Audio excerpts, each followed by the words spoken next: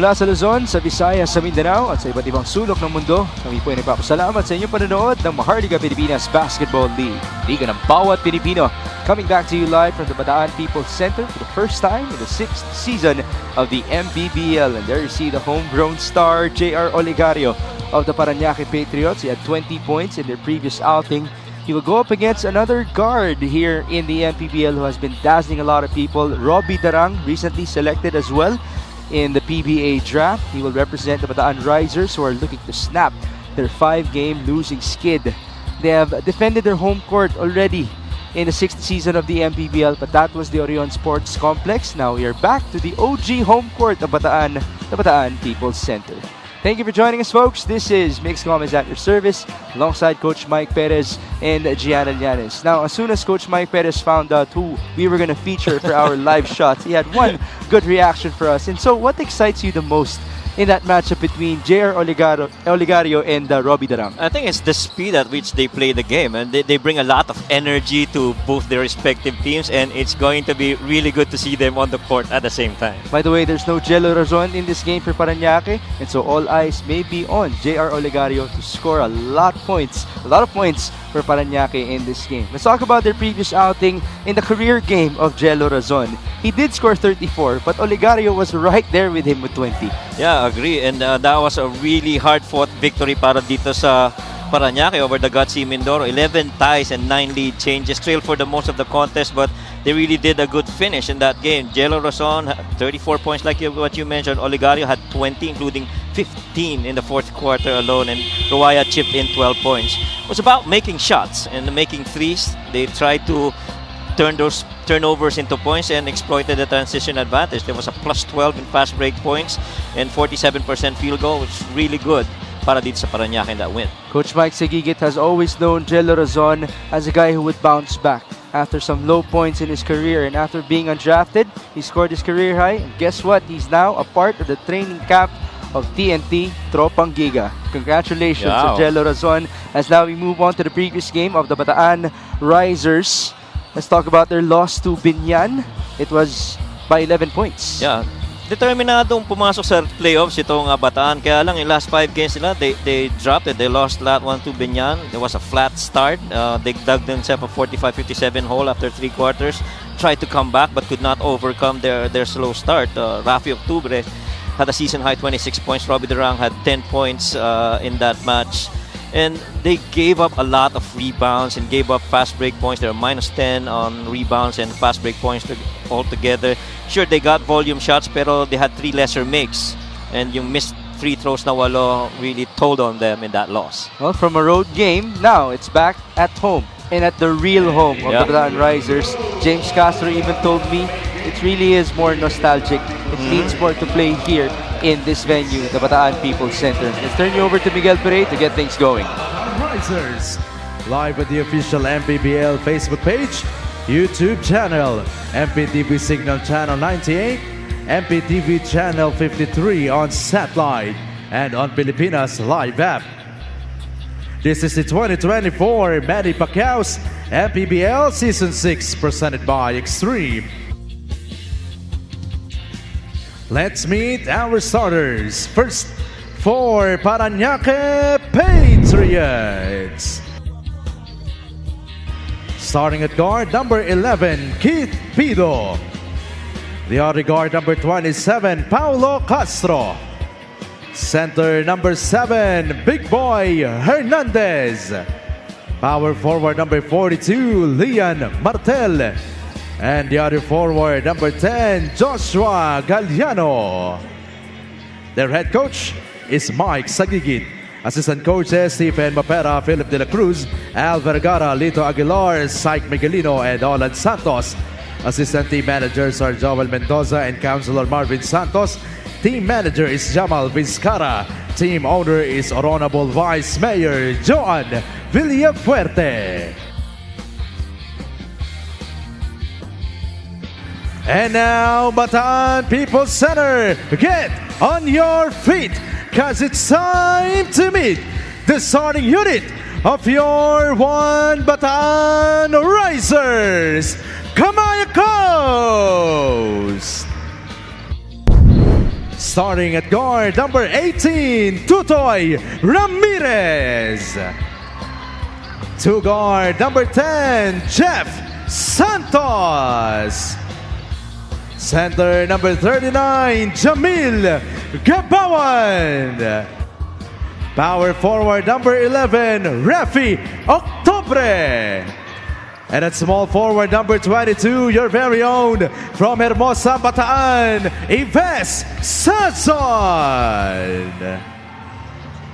The One Bataan Risers, Kamaya Coast, will be led by Yogi Gumatay, with Brian Gorospe, Prince Cruz, Rene Baina, Louis Cortina, Marvin Molines, Frederick Francisco, and Arvin Ginto. Assistant Team Manager, Shai Ramos Evangelista. Team Manager is Attorney Gary Palmero. Team Owner is Luis. Never starting fives brought to you by New Star Max. Win to the max. Keith Pido, Paulo Castro, Cristian Hernandez, Leon Martel, and Joshua Galliano for Parañaque.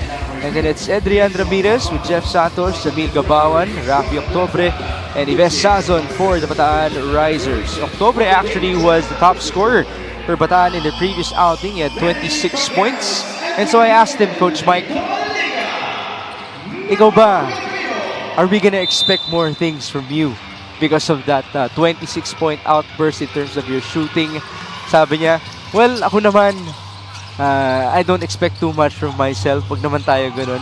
Isipin na lang natin na si KG Canaleta nga, nakaka 30 points at may game winner pa dito sa Bataan. Gawin nating inspirasyon yon. Love that humility from Rafi Octobre, who has been playing very well, by the way, shooting the ball lights out for the Risers this season. And that game was very much ahead of his normal average of 10 points per game. And so, tama yung question mo sa kanya. Eh. Simula na ba to? Nakakita natin Rafi Octobre na, na bago, na mas scoring. We'll see. A lot of humility, tama ka, and that guy. This is Ives Sazon. Once upon a time, he was the leading scorer of the MPBL. A turnover. Keith Pido on the move. Joshua Galliano. This guy is the star of Olivares College as a Sea Lion, transitioning as a role player now on the Parañaque Patriots. Galliano faking. This is Paulo Castro with 8 on the shot clock. Castro escaping, and he gets the bounce. Well, pretty uncharacteristic start for a team coached by Coach Mike Sagigit. You didn't see the triangle right there, and really just went almost solo against that zone. Paulo Castro might be another guy who could step up in the absence of Jello Razon in this game, as Jamil Gabawan just got fouled. Yeah, and that's a good point. You know, you're not surprised that Paulo is starting in lieu of Jello Razon. After all, if there's one guy that can really shoot from the outside just like Jello does, it's Paulo Castro. Gabawan at the stripe to score the first point of Bataan potentially. Well, going back to their record, Bataan is 4-13. This is their 4th home game. Their first 3 happened in Orion. And the record was 1-2. Let's see if the Bataan People's Center could be a lucky charm for them moving forward. A miss by Gabawan, rebound to Leon Martel. And here comes Keith Pido. An opening for Keith. Now he goes to Hernandez. Paulo Castro, screened by Martel. Castro being very aggressive. He's blocked. And here come the Risers on the run. Ramirez bounces. Good defense by Keith Pido. Keith Pido, much as you know him as a point guard, let's not forget he's also a very good defensive guard. And so able to play those passing lanes, getting in there, and to stop that potential fast break para sa Risers. Sideline inbound for Jeff Santos.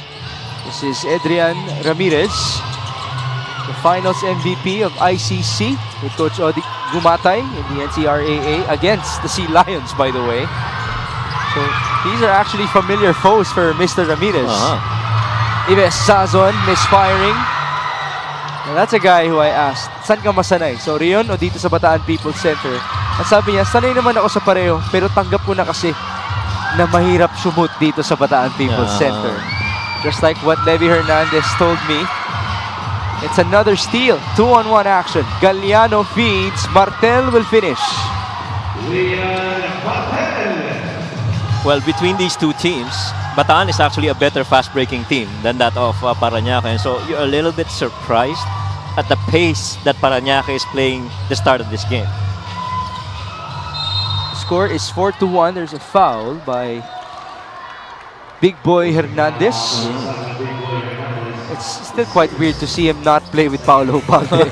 This fast break of the game is brought to you by New Star Win to the Max. Joshua Galliano being unselfish. Only one guy to beat. There's the easy pass to Lian Martel. Yan, yung fast break na yun, na-trigger yun ng depensa. And they're one of the top defensive teams. Top 6 if you may. Itong Parañaque.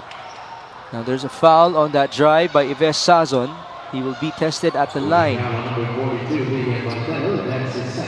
Yeah, that's a good ploy, I guess, para dito sa Bataan Risers to try and test the interior defense of Parañaque. After all, they don't have really that dominating presence of rim protection inside.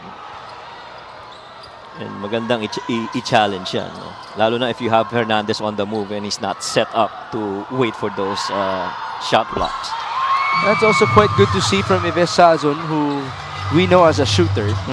So for him to be able to provide points in the paint, then why not? 4-2 is the tally. Joshua Galliano operating. Double teamed. Galliano up top. Pido swings it over. Castro, catch and fire. That's a three. That's the price you have to pay if you're gonna leave Paulo Castro solo on one side in that much space. Nice feed. Ramirez to Gabawan. And Bataan's playing to their identity. Parañaque is tweaking it a little bit. Fast break, they're definitely up there when you talk about Bataan. Especially on their home floor. Oh, yes. Castro misfires. Rebound, Octobre. Rafi to Jeff Santos. Gabawan, high-low. Octobre, no foul. That's tapped away by Joshua Galliano. Yeah. And clearly talagang sinusubukan nitong Bataan yung paint defense nitong Parañaque. That's the second time they swung that ball over. This three-point shot is brought to you by Extreme One-Stop Shop Appliances. Paulo Castro in the MPBL Datu Cup. That was in the second season as Yves Sazon makes a three-pointer. Paulo Castro came in late alongside a couple of Olivares players, and he was an absolute stud, averaging 20 points per game in his first couple of outings. At some point, he was number one in the scoring tally. But of course, he lost his minutes when he went around. Joining a team like Bacoor, malalim talaga sila. But now, much like the Cranian Vilorias, the Alvin Aldais of the world, he's back with his minutes and he's contributing, much like this guy, Yves Sazon. Yeah, it's similar to Paulo. If you give him enough space, Sazon's gonna knock it down. You have to be mindful where he is. Castro, nice feed. Martel, there you go. Elbow shot. And you just love a big man that actually stretch the floor and allow the others to try and create. Oh, backdoor foiled right there for Jamil. At the best of connections, ball out of bounds. So we go back Parañaque's way. There's Coach Ogie Gumatay at the sideline. Recently became a part of this coaching staff of the Risers. He's a two-time champion coach. Back-to-back at that in the NCRAA. So, pamilyar siya kay Coach Mike Sagigit. Actually, victim man niya si Coach Mike Sagigit sa tournament na yun.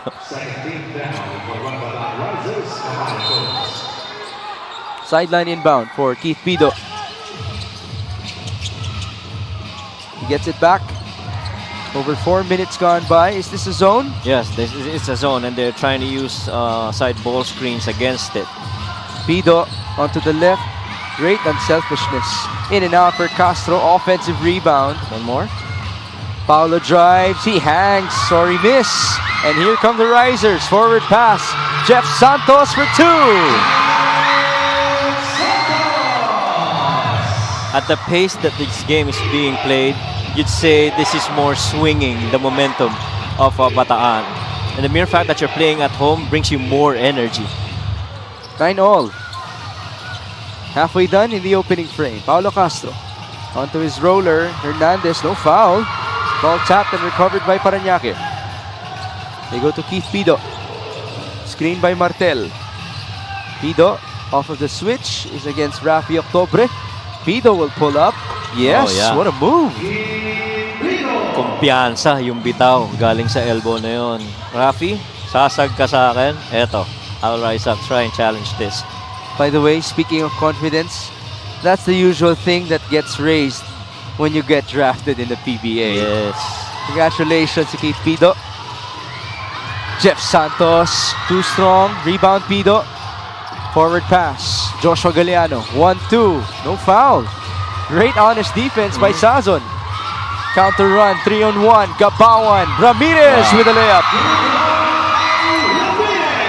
And that's going to put a lot of pressure on Big Boy Hernandez to try and cover in transition, especially if you don't have the other guys come down, help out in transition defense. Lian Martel. On to Keith Pido. Pido trying to post up now. Great defense by Ramirez. The Risers are running once more. 3-on-1. Gabawan for 2. And this is the Bataan team that we know. Yeah. And points of turnovers have really been the source of them running out in the open. It's as if telling the guys, you play defense, we'll make it fun for you. You can go the other way and run. Fast break story. Looking good so far for Bataan on their home floor. And as you mentioned, it has been fueled by their defense. They're running and running. Oftentimes, this happens at the third quarter here at home for the Risers. I'm sure they'll gladly take it early in the game. 13-11.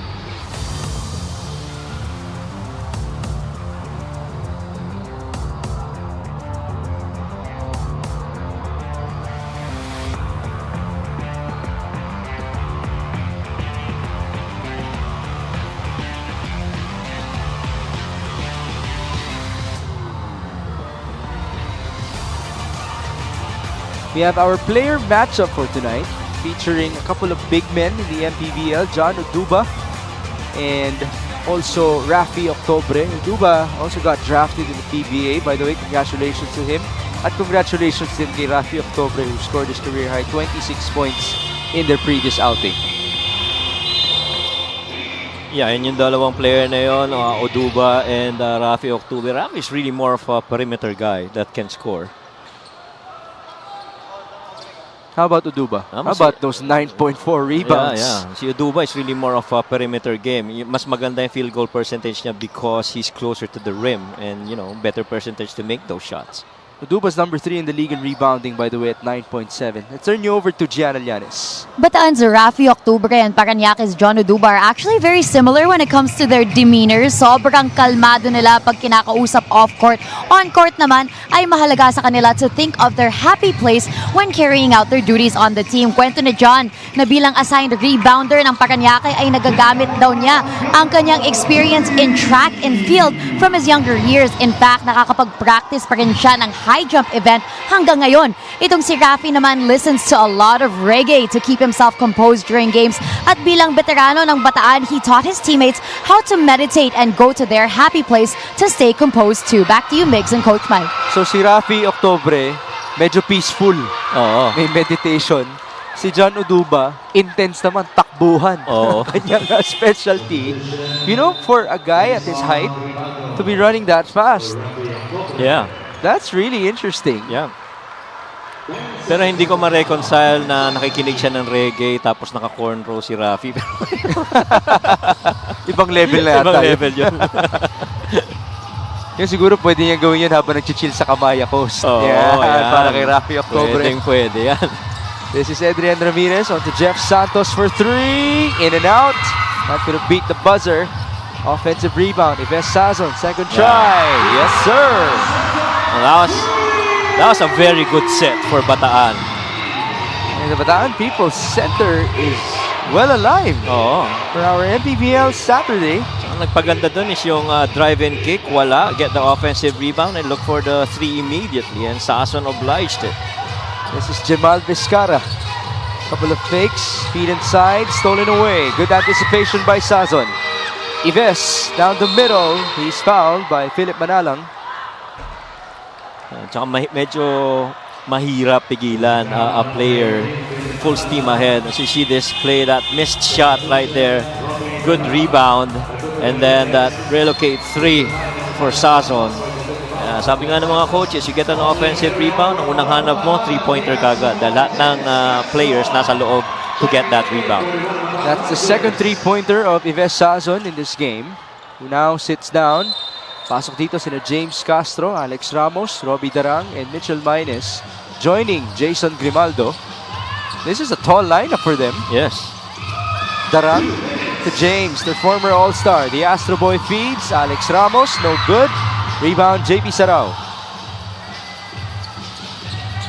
Here's the usual starting point guard of Coach That's right. Mike Sagigit, Philip Manalang. Wala lang yung kapartner niya, si Jello Razon. Yes. But Coach Mike did tell me that some players have been experiencing some minor injuries, some under the weathers for some of them as well. Oh, yeah. JP Sarao actually is nursing a minor knee injury, but he looks good. And I guess that's part of how we're set up. A really long season, and you know, conditioning is gonna play, and how much games they can play. Ika nga ni Coach Christian Luanzon, at this point, nobody actually plays at 100%. Oo, totoo. A miss by Castro, and here comes Philip Manalang. 16 all, a minute and change in the first quarter. Sarao went down. Manalang bounces. This is Jamal Vizcara against James Castro. It's a foul. Yeah, medyo mabigat rin yung post-up ni Vizcara right there. Undersized si Castro in there. So they really just took advantage of it. It's going to be a baseline inbound for Jamal Vizcara. The veteran goes to JP Sarao, now on to Philip Manalang. Two former Rice Vanguards. Vizcara for 3. No good. Rebound, the Astro Boy. And here comes Robbie Darang.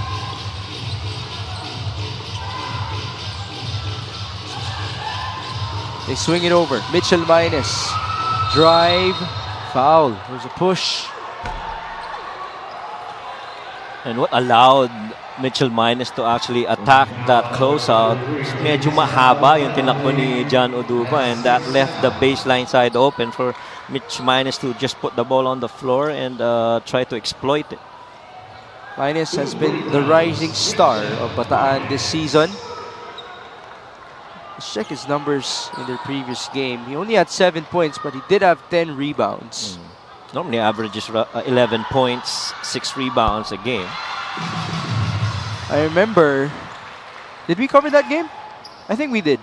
Bataan versus Binyan. Yeah. Tayo yun, di ba? Yeah. Who was the court side? Was it Sydney? I think it was Sydney. Sydney. So it was Sydney who reported na hindi pwedeng si Mitchell Maines lang yung nagda-double effort. That's right. Well, his effort translated to those boards. 4 of the 10 rebounds in the offensive end. Now there's a foul. Pull naman mula kay Alex Ramos. Well, pagka ganun kalapit naman, katulad nung player comparison natin kanina, talagang advantage si Oduba. Ang lalim. He got enough power to battle it out under there. John Oduba. On to Philip Manalang. 22 seconds. Couple of short passes. Almost a steal. Sarao. Turnover. 13 seconds to go. James Castro on the move. Castro feeds. Maines fakes. Kick out. Robbie Darang for 3. Too strong. Battle for the rebound. It ends up with Parañaque. 2 seconds. Vizcara has to fire. They will lose time. And so, our high-octane first quarter will end with a tally of 17-16. Yeah, pretty good pace both teams are playing. Just a 1-point difference between the two. The end of the day, it really boils down to sino yung makakasustain nitong pace na ito, since they started real quick in the first quarter. I want to see the fast break story. 62 so far in favor of Bataan. Some great passes, totaling 13 assists. +1 in that department for the Risers. How about the rebounding battle? Kitang-kita mo yung effort. Oo. Talagang yung gustong close out makakuha ng rebound. This first quarter score is brought to you by GameX. GameX Sports, the official online basketball lending partner of the MPBL. Basta ending, GameX.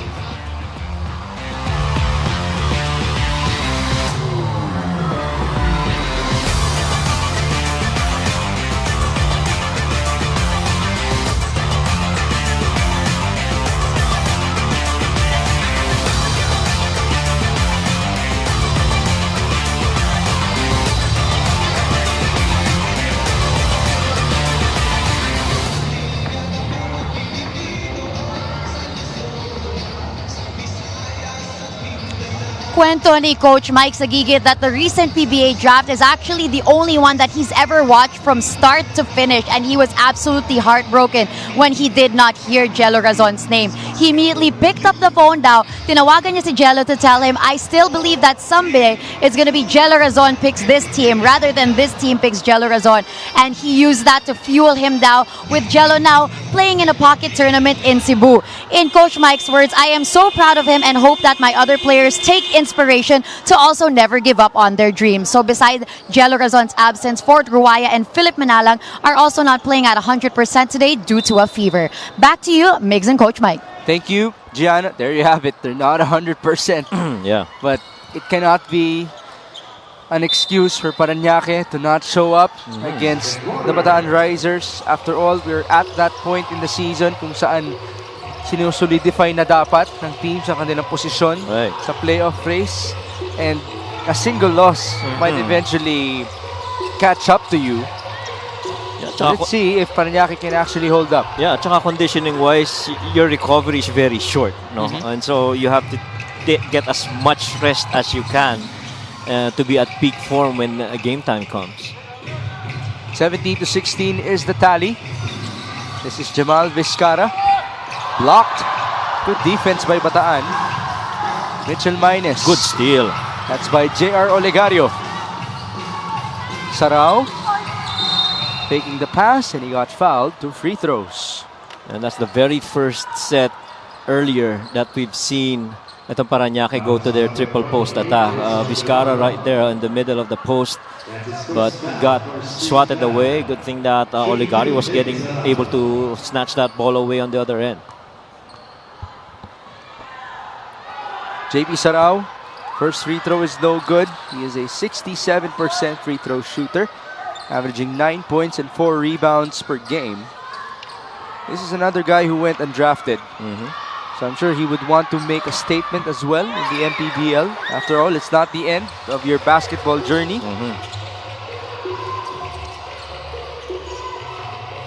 17-16. Jason Grimaldo onto Robbie Darang. That's a charge. Yeah. Grimaldo was moving. Medyo nilabas ng konti yung hip, no? And again, you gotta give the defender enough time and motion to try and avoid you.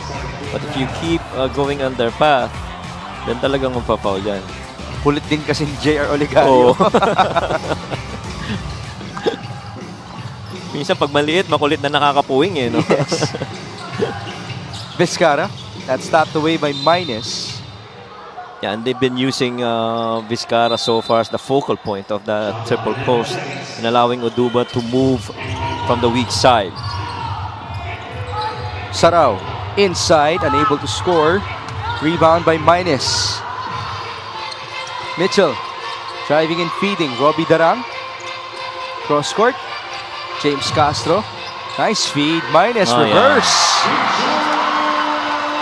That's one of his favorite shots, actually. Under goal, opposite side of the board. Mitchell Minus. 19-16. There's a foul by Alex Ramos. It seems na yung depensa nitong Bataan will not allow any space for Parañaque to operate individually. This play of the game is brought to you by Suzuki. Mitchell Minus able to hang in the air, avoiding the defense off of that nice feed by James Castro. Tsaka ang layo ng pinanggaling. Back with Parañaque. Philip Manalang. Kick out to Sarao, who fakes, drives, and he almost lost the ball. There you go. Good swipe by Castro. No. Almost a counter steal by Olegario. Minsan mag-iisip ka na lang kung nasa likod mo ba si Olegario bago ka magbaba ng bola. No? Pag hindi mo nakita, medyo kabahan ka na. So Olegario is another little giant that we have in the MPBL. Very pesky at that. Almost got a charge again. Oh, His pass was too high. Sobrang taas ng pasa na yun. I'm trying to think of the other guys who would be in the same circle as JR Olegario. Parang Raymond Binuya. Oo. Yung peskiness. Oo. Yung size nila. Yung makulit, no? Oo. Umabantay. Bigla na lang sumusulpot kung saan. Marami pang ganyan eh. Cristorado is actually like Yeah, that. Cristorado, that's right. Olegario, his second three-pointer. Although, we gotta give it to this guy. He's a shooter. Oh, yeah. Tsaka he plays with a lot of confidence. I've seen in some of the street ball videos online that he can actually really shoot it from the outside. And so, saan ba nanggagaling yung anak niya and confidence niya? I think he's really a natural scorer too. Well, first of all, he's known as the Kyrie Irving of Parañaque.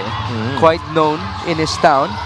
Shot clock winding down, Robbie Darang misses. And then, for Olegario, who just got the board, apparently, when Parañaque traveled to Abra, siya pa yung pinakasikat doon. Talaga? Yeah. Nagpapanalay siya sa Abra, layo nun, but big respect to him. Talaga, as far as Abra, huh? Yeah. I mean, wherever you can get recruited, why not?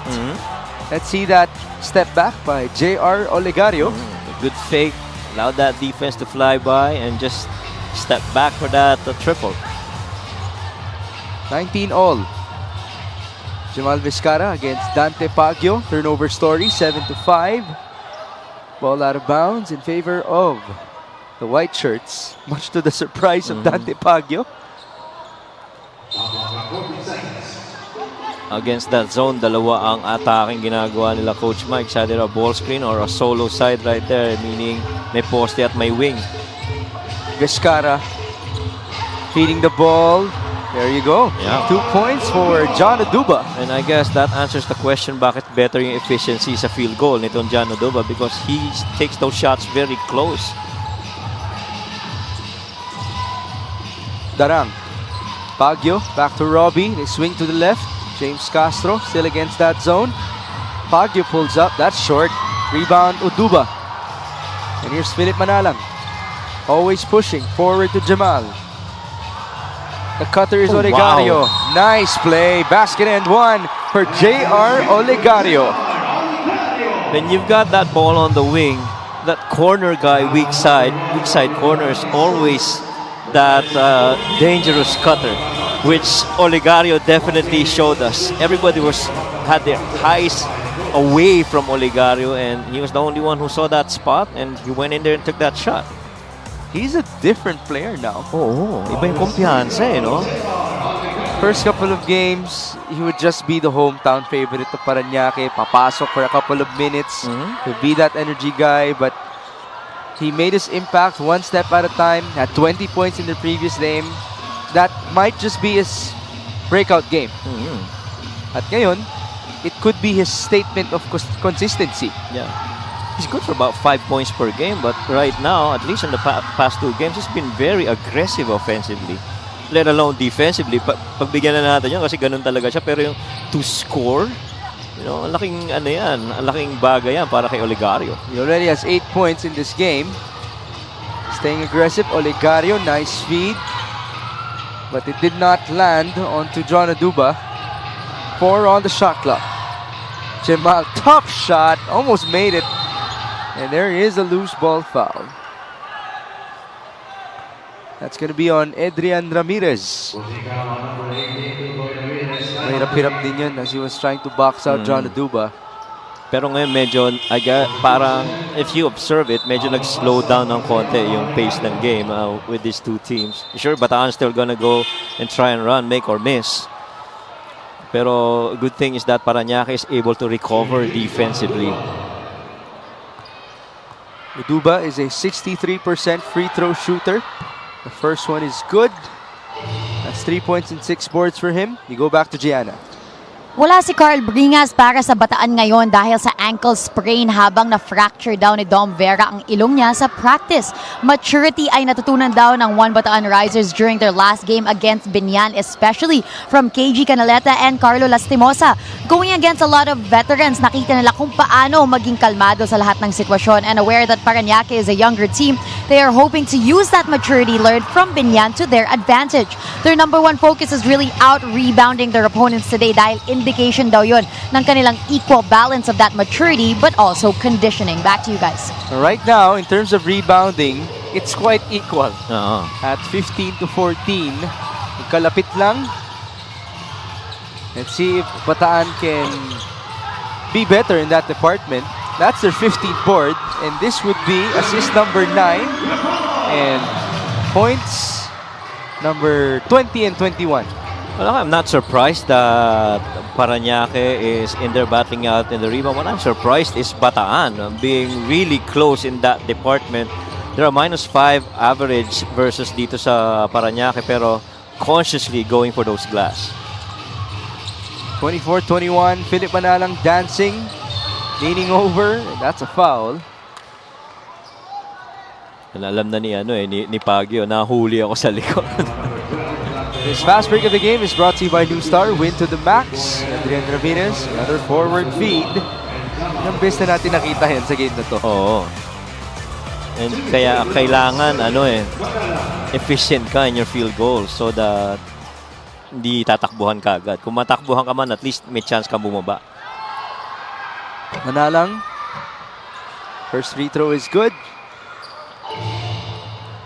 Jana mentioned Philip is not 100%, which makes us understand why he came off the bench.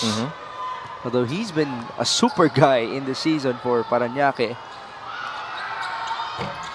7 points, 5 rebounds per game, and he has taken on leadership duties for the Patriots, especially with Marquis transferring to Abra.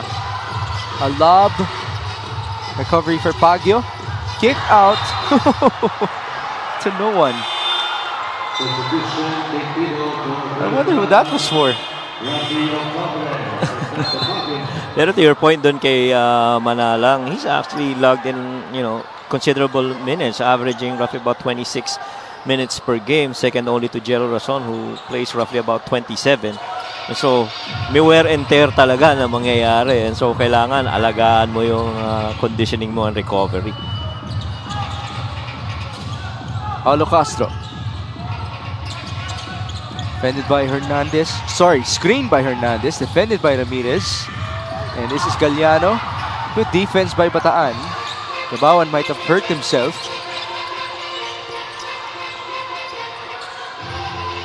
Jeff Santos for 3. Short. Ball tapped away in favor of the Risers.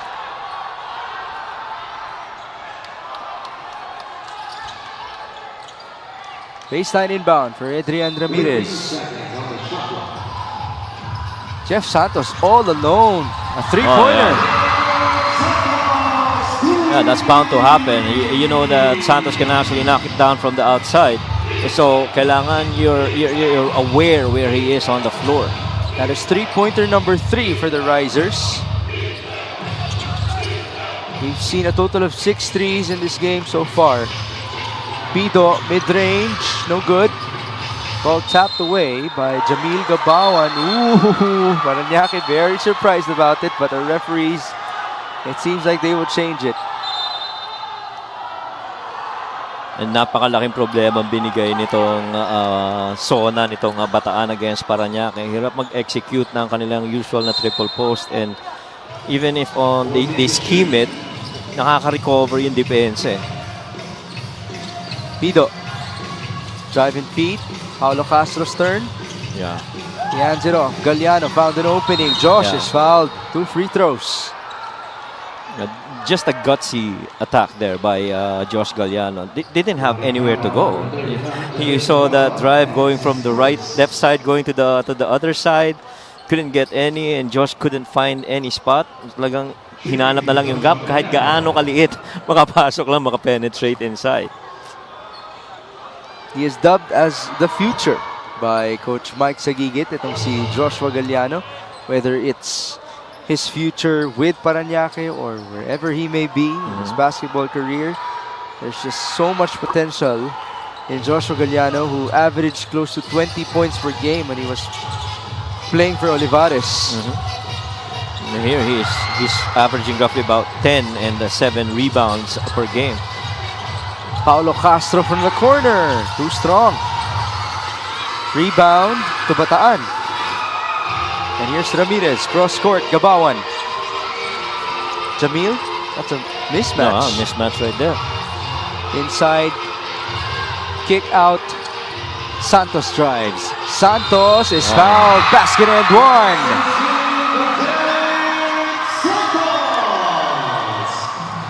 On that entire right side of the floor, you had Santos and Sazon on both same side.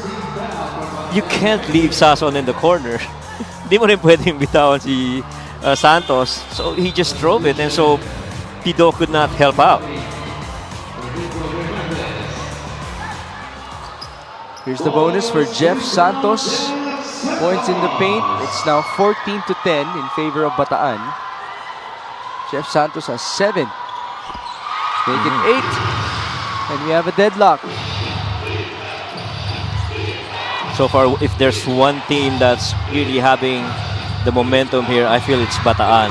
Oh, that's a big one from Josh Galliano. Yeah, and hopefully that gets him going, because I feel Parañaque is a team that takes a lot of momentum from making baskets.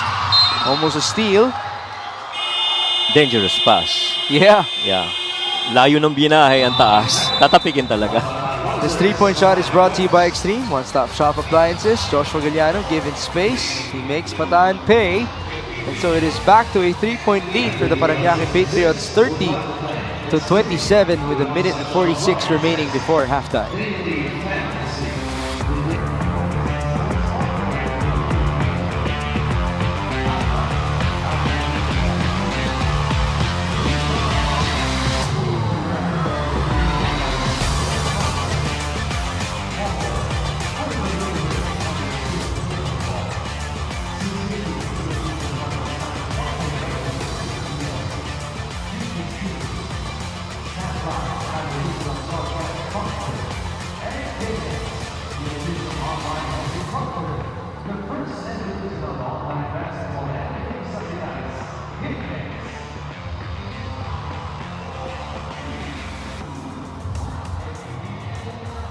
We have the next 3 games for the Bataan Risers. They will take on Mindoro on July 27.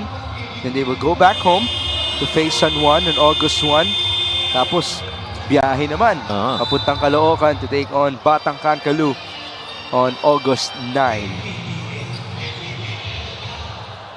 Actually, maganda ang shooting ng Parañaque. 40% across, except for yung free throws where they're 4 out of 9. And so, you'd like to think parang momentum sa side ng Bataan, pero efficient shooting more on Parañaque. It is 30-27. Ramirez able to escape. Rafi Octobre for 3. Too strong. Rebound Santos. Jeff is fouled.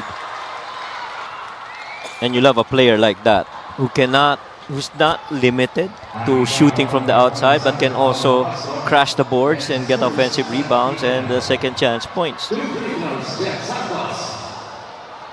Jeff Santos can reach double figures with these 2 free throws. First one is good. He is the leading scorer of Bataan. Behind him are Ives Sazon and Jamil Gabawan, both with 7. Meantime, it's J.R. Olegario with 8 for Parañaque. Believe it or not.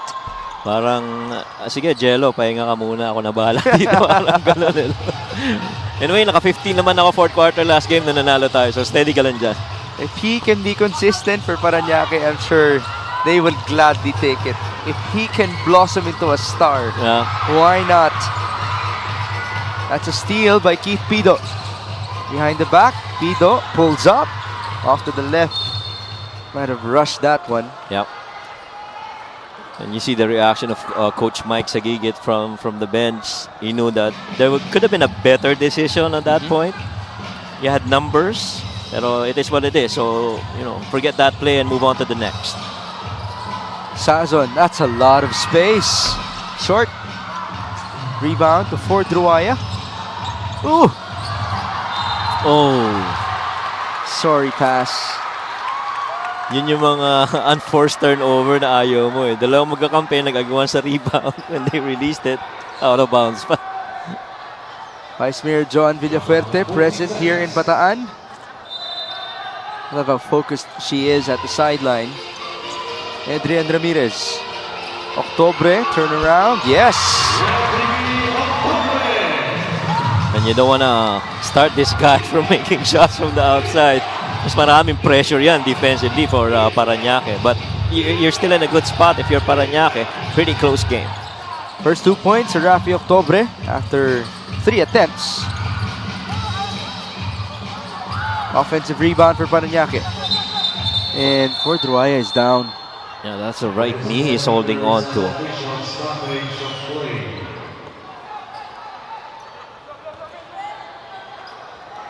Hope it's nothing serious. Immediately pagkababa niya, hawak agad niya yung kanang tuhod niya. That was good sportsmanship, by the way, from Jamil Gabawan. After all, they are veterans in the MPBL. They have so much respect for each other. He was the first one to look at Ford and ask him how he was. Ford hasn't moved his knee, by the way. Yep, nandun pa rin, naka-ano pa rin sa sahig. Obviously, a look of concern from Vice Mayor John Villafuerte, even the Tita squad present at the sideline.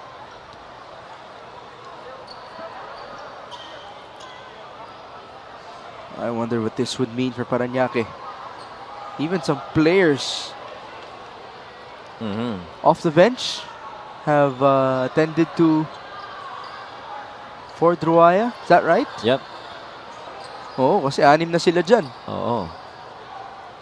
Most probably, I think Big Boy's gonna come in here to replace Ford. Either him or John Kuduba.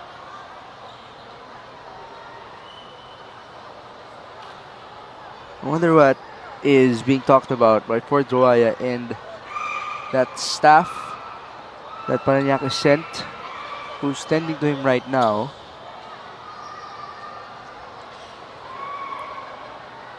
Boy, he still hasn't gone up. Okay, let's try to see what happened. Landing.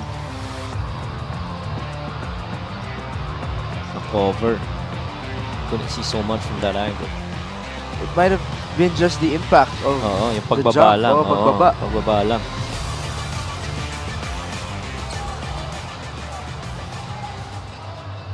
And it's that right knee yan, yung hinahawakan ng I like to believe that's the medic or the conditioning coach of Parañaque. And basing from how Ford Druaya is nodding, it's not looking good. Still no significant movement from him. I wonder if we'll need a stretcher. Gianna just signaled us something and it did not look good. Yeah. And it really was just on his way down, no? Parang Yes, the entire body weight was pulled on that right leg. Do we have a stretcher? Okay, here we go. Nailabas na. And Ford Druaya will be helped off the court. Of course, we wish him the best in terms of his recovery. You can't blame anyone on that play. It's not like Jamil Gabawan did anything wrong. Right. Wala namang, there was no, I mean, intent to hurt anyone. It really just was a play that resulted in this situation.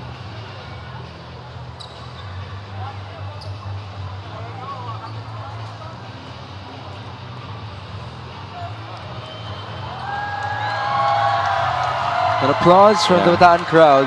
That's a sign of respect, of course, for Ford Druaya. So, actually, they did not even use the stretcher. Yeah. And that's the last thing you want to see as a player. A player getting pulled out on a stretcher. And boy, I sure hope things are good for Ford. One of the nicest guy in that team. You know, Oh yeah, that's what he signaled exactly. Yeah, that's what he signaled. something might be broken. All right, get well soon for Druaya. You have a timeout with 22 seconds to go. It's 30 all.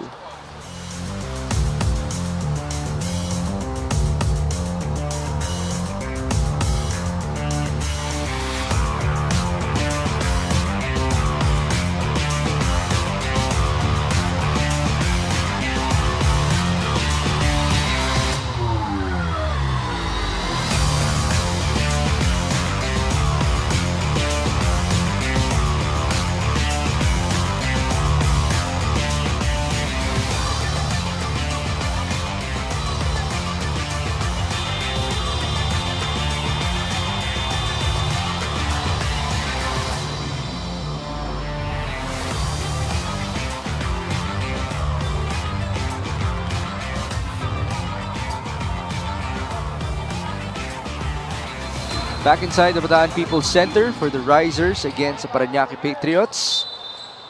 Essentially, it's back to square one with the score of 30 all. 22 seconds to go before halftime for Druaya. Will get treatment. We did see him signal what happened to him. Something got broken in his knee. Yeah. Olegario, tough pass. What a feed onto John Aduba. Oh, he's feeling comfortable. Oo. Parang gusto niya move on na tayo sa next play. Ang bilis eh. There's a foul given up by Paulo Castro on the floor with 7 seconds to go. That would be the last foul to give for the Patriots. Check that, second to the last.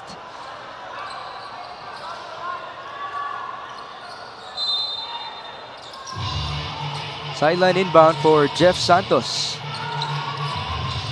There's the other foul.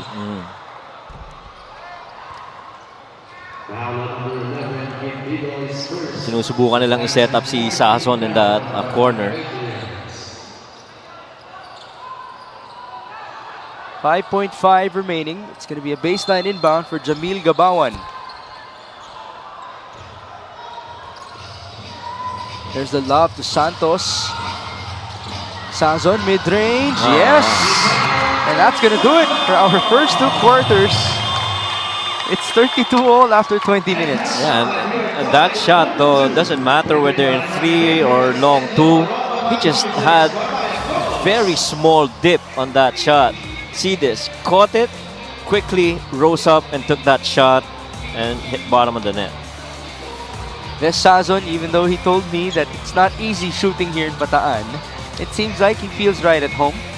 9 points for him. This halftime score is brought to you by GameX. GameX Sports, the official online basketball lending partner of the MPBL. Basta ending, GameX.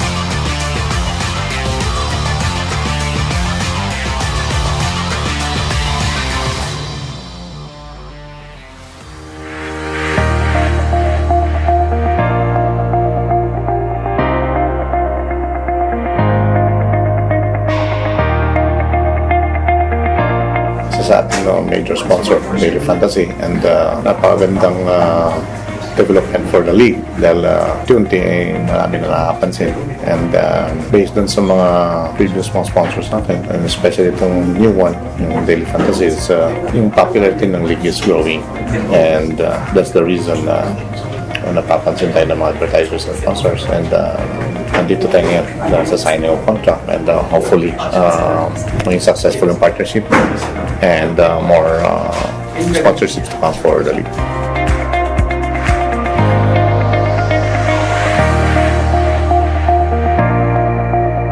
So this partnership, of course, we know MPBL is very famous in Philippines, and with a lot of fans, a lot of good team. I think it's around 29 teams.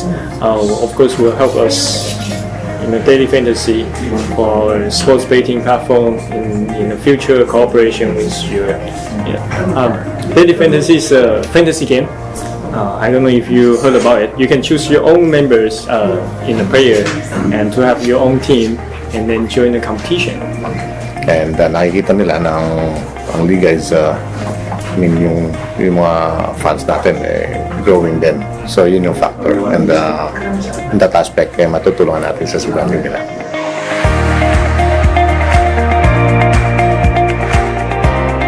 Let's welcome the Daily Fantasy League to the family. Ang Liga na Bat Pilipino. Dito po lahat masaya at lalo nyo po napasaya ngayon dahil sa pagsali nyo sa ating pamilya. So, pray natin and pagtulong-tulong natin na lalapasaya itong liga and hopefully it will go a long way and a longer partnership for both of us. Alright, welcome to Daily Fantasy, and we will have a lot of events cooperating with MPBL, and we are looking for you.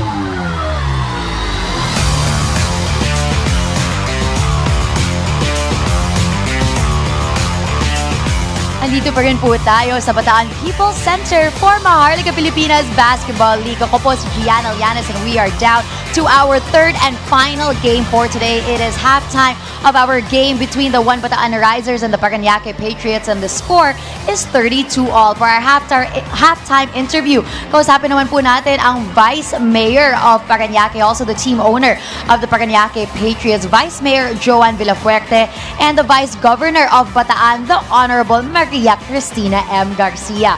Vice Mayor John, I will start with you po. For this season, a lot of your team actually, and even your coaches have been part of a Parañaque team during their career. Paano po ito nakakatulong sa inyong samahan? Yes, a lot of them have been playing with the Parañaque Patriots, and also our coaches have been coaching with our team, I think, since the start of 2018 or 2019. And this helps a lot in building the chemistry of the team. And of course, kabisado na nila yung ugali ng isa't isa, and they have considered themselves as part of this one family, the family of Parañaque Patriots. So that helps a lot. Dahil malaking bagay yung samahan ng isang team eh. And actually, speaking of, binanggit din ni Coach Mike that your biggest goal for this season is reaching the playoffs because it's been quite a few years. Ano naman po ang ginagawa niyo to really reach for that goal this season? I think the last time we have been able to reach the playoffs was season 2. And now we are in season 6. Syempre, sino ba namang hindi maglo-look forward doon, ano? We are the first team to sign up for MPBL.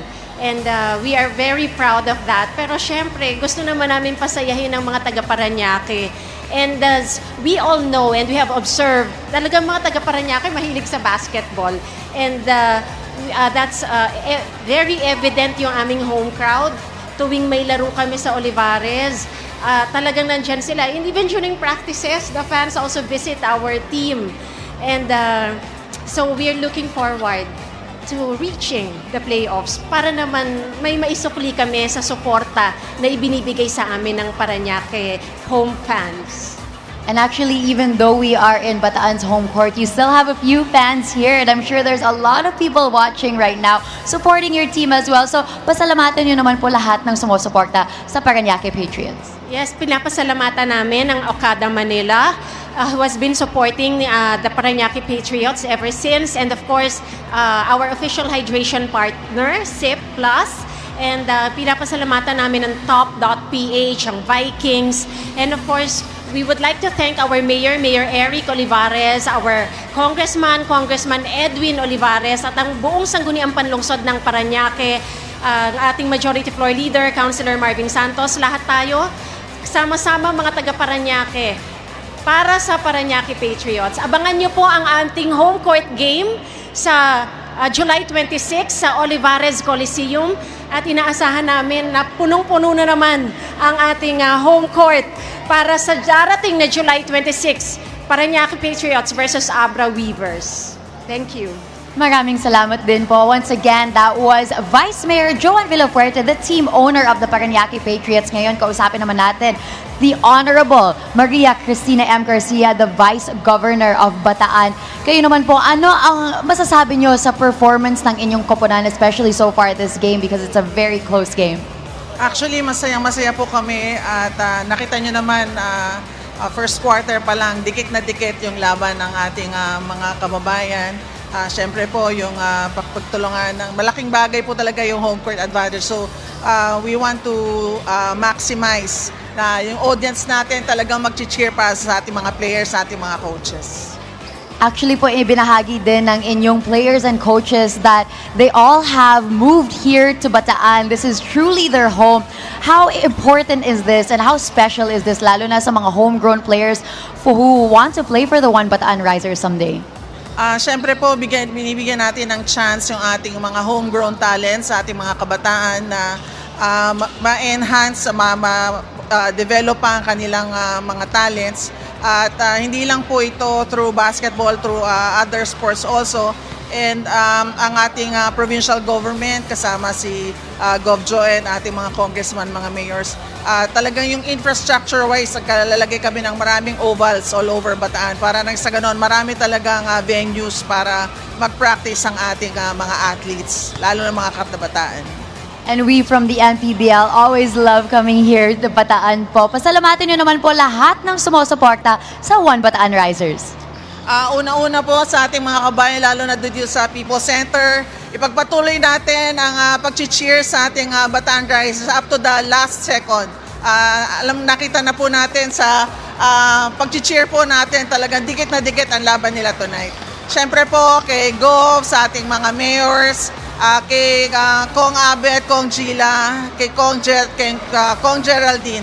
Lalong-lalo na po ang ating mga kababayan. Marami pong salamat. Maraming salamat din po. Once again, that was Bataan Vice Governor, the Honorable Maria Cristina M. Garcia. Tuloy-tuloy po ang aksyon dito sa Maharlika Pilipinas Basketball League.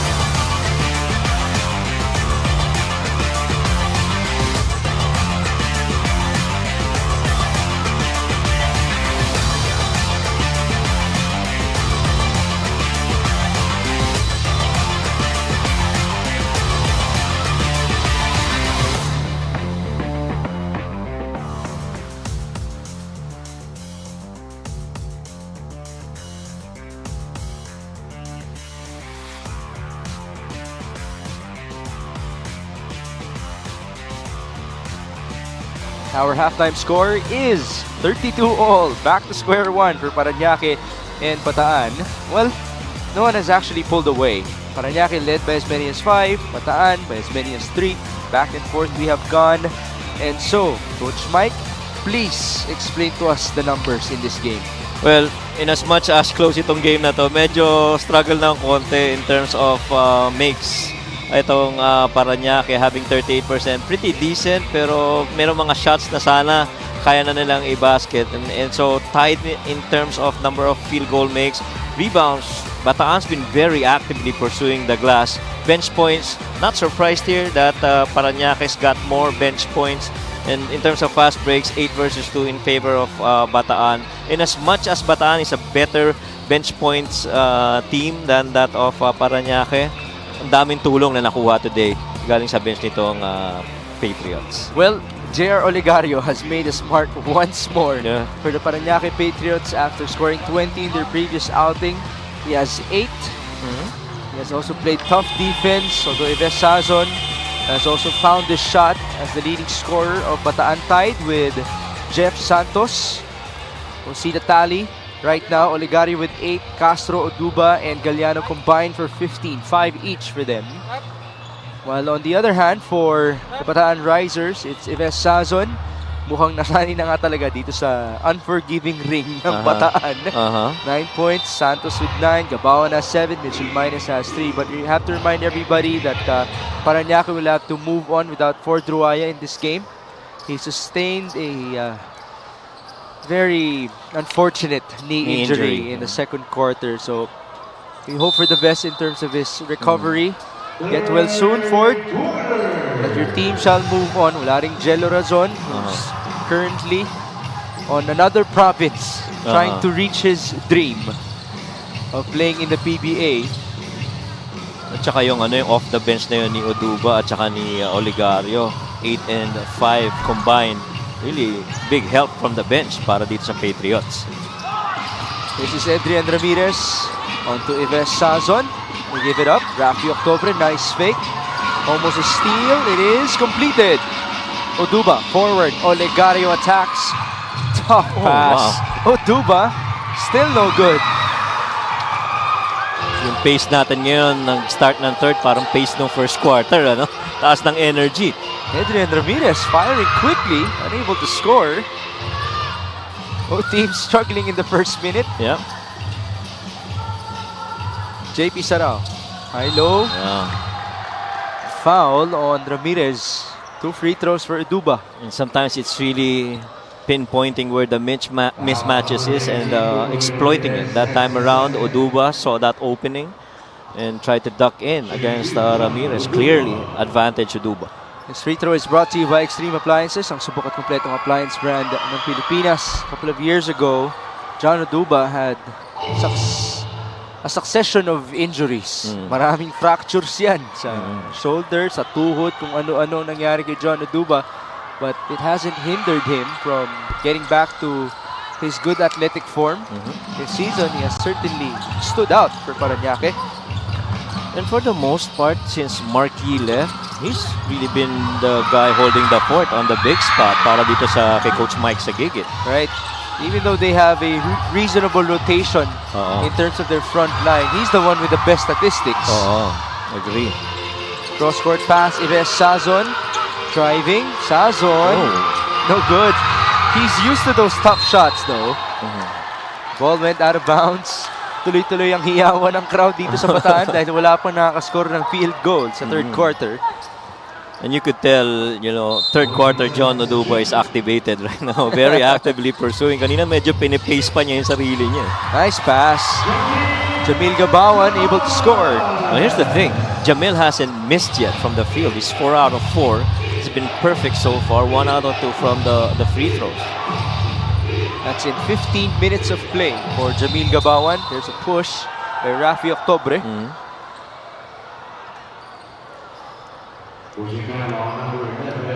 Medyo mataas yung pasa pero siguro knee-jerk reaction yung tulak na yun para kay Rafi. Off of the baseline. Oh yeah. Parang binawian lang yung Bataan. 2 points for John Oduba. Good Good pressure trap. Yeah, good trap. by Galliano and Manalang, but that's a foul. Oh, yeah. Philip got caught grabbing the arm of Jeff Santos. There really are certain moments or spots on the floor where you just have to avoid them from getting a pass. Na kahit na hindi mo na steal yung bola, no? You force the 5 seconds or a bad Yeah. pass. This is Adrian Ramirez, swing to the right. Jeff Santos, cross court. Ives Sazon for 3. Yes!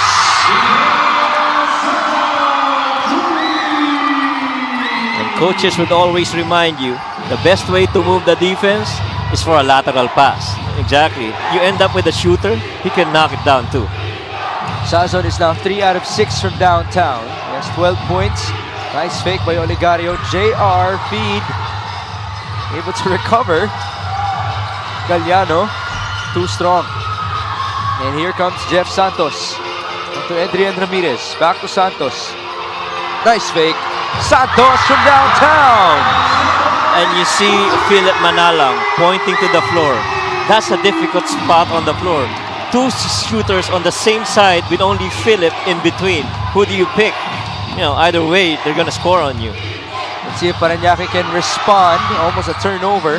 They go to the corner. Oligario for 3. Oh, Yes. He's just been so good. He's a different man now in the Oh, MPBL. 11 points for the little giant of Parañaque. He's just a bundle of energy. Sazon bounces. Nice Oh, feed. nice feed. And that's a foul. On the layup by Rafi Octobre. Well, Bataan Risers given the Patriots a dose of their own medicine. Look at that. 2 guys, 2 shooters on the same side of the floor. Sazon and Santos, who you gonna pick? So, napataas na lang ng kamay si Manalang. And this time around, Oligario says, I can do that too. Gotta love how he has been performing. And now we go back to our courtside reporter, Gianna Llanes. Amidst all of this action, Fort Ruaya was just wheeled out on the stretcher out of this venue. During halftime, actually, sabi niya na kahit tumayo mag-isa ay hindi talaga niya kaya because of that right knee snapping. He said he is in so much pain, lalo na dahil nag-die down ang adrenaline at aftershock, but nobody is to blame dahil mali lang talaga ang landing niya sa talon. Kaya the halftime huddle of Coach Mike was really focused on the big men. 10 times daw ang effort na hingi-hingi niya sa kanila. He said they just need one good run at the beginning of this quarter. That's all he's asking for now, with winning this game 4-4 at the back of their mind as motivation. Back to you guys. Right now, the run is happening for Bataan. They're up by 5 points with absolute momentum. Get well soon, by the way, to Fort Ruaya. It might take a bit of time for him to return in the MPBL. And those are 2 difficult words to hear. Your knee snap. Yeah. That's tough, and you hope that the best for Fort Ruaya. But on the report of Coach Mike Sagigit asking a lot from the bigs, we're seeing it already. Nakita natin Oduba very active.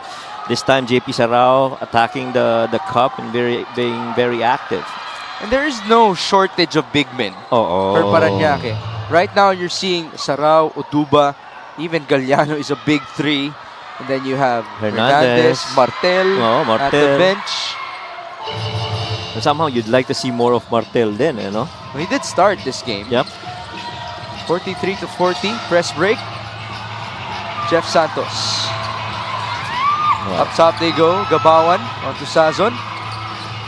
Pressure applied by Keith Pido. Sazon still at it. 9 on the shot clock. Good defense. Ramirez shut down on his baseline drive. Kick out. 2 seconds. Sazon has to fire. Turnaround 3. Too strong. Rebound. That's JP Sarao. That could have brought the house down. Yeah, excellent defensive stop there para sa Patriots. Sarao drives. Sarao. Nope. Back with the risers. Adrian Ramirez. He's been a stabilizer, by the way, for Bataan. Agree. Kalmado. Oh, wow! Jeff Santos for 2 off of yet another dime. Somebody got caught sleeping in the corner right there. That's 14 points in this game for Jeff Santos. 45-40. Assist story, 20-16. Of those 20 assists, 8 have come from Adrian Ramirez. Very impressive. And maybe this is his real game from ICC. Yeah. Ito yung inaantay natin. This play of the game is brought to you by Suzuki, Jamil Gabawan. How about him also dishing out the ball with 2 very flashy assists in this quarter. Yeah. And somebody got caught in the corner just standing right there, and that happens to be Josh Galliano. First off, he was too high to let that back cut by Santos. You have to be aware, and you have to be lower than the man and lower than the ball if you want to defend efficiently. Castro, free throw jumper, too strong. Rebound, Grimaldo. You know, much as we talk about Castro as being the scoring guy, he's been struggling so far. I think it's 1 out of 6 from the field. Jamil Gabawan, almost stolen away. Gabawan, Grimaldo, up top, it's Robbie Darang, wide open, too strong. Battle inside, Grimaldo, great timing by the big guy. Literal towering over everyone on that rebound. 4 na puti yata yung nasa harapan niya, no? Kinuha na ng bola. Grimaldo only has played 7 minutes in this game. He hasn't scored. Could this be it? First one is no good for one of our champions in the inaugural season with Batangas City. Well, he's averaging 16 minutes per game at almost 3 points. He shoots 44% from the free throw. 2 misses. Keith Pido, JP Sarao, JR Olegario. They're down by 5. Olegario, bounce pass to JP, almost a turnover. Matched up against a taller Grimaldo. Duduba, 3 on the shot clock. That is a steal. Oh, wow. Counter steal. Olegario on the move. Still no foul. Ball out of bounds in favor of Parañaque. Ano Mix? Literal na coming out of nowhere. Hindi mo alam. Biglang nandun na magugulat ka. Let's see that previous sequence. There you go. He snuck in. JR Olegario. It's usual little men do against big men. Magtatago ka lang naman talaga. Oh. Tsaka yung bilis ng babae, no? After makuha yung steal. Baseline inbound. Mitchell Minus is back. Keith Pido. This is Paulo Castro. No foul. Good defense by Grimaldo. Sarao turns around and scores. Great patience. And so far, the big men of Parañaque have responded to that call by Coach Mike Sagigit, JP, and John, both combined.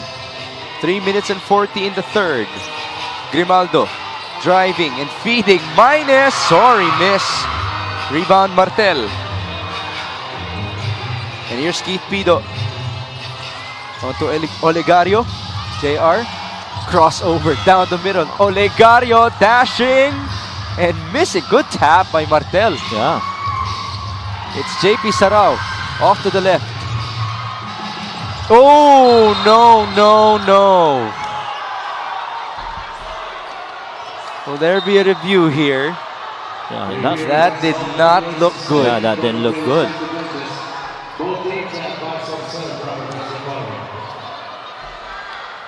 Well, I feel like Olegario was trying to get as quickly as he can to Robbie Darang.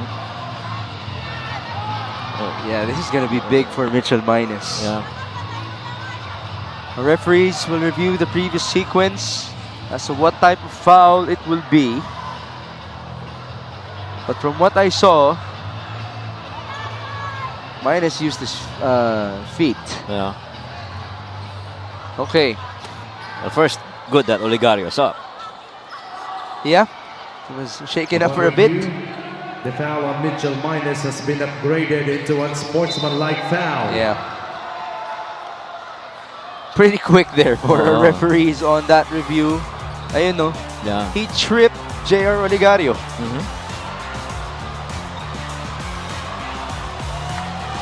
Good thing Olegario didn't leap that high.